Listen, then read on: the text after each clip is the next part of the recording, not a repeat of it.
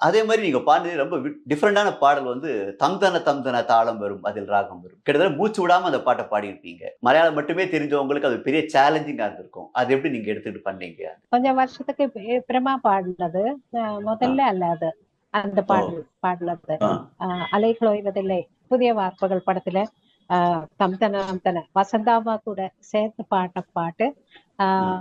அது ரொம்ப அன்னைக்கு எல்லாமே லைவ் ரெக்கார்டிங் தானே. அப்போது ஆமா. கொஞ்சம் மூச்சு விடாம பாடுறதுக்கு ரொம்ப கொஞ்சம் கஷ்டமா இருந்தது. கொஞ்சம் இல்ல, ரொம்ப கஷ்டமா இருந்தது. ஆனா லைவ்ல நம்ம நிறுத்தவும் முடியாது.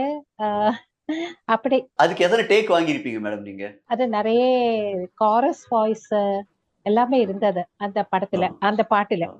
அப்போ ஓகே. அது ஒரு 4வது டேக்குன்னு தான் நினைக்கிறேன். ஓ! 4 டேக்லயே அது ஓகே ஆயிடுச்சா அது? ஆமா, ஆமா. பொதுவா ராஜா சார்ட்ட வொர்க் பண்ணும்போது நெறைய பேர் பயப்படுவாங்க. அவர் கொஞ்சம் ஸ்ட்ரிக்ட்டா இருக்காரு அப்படின்னு.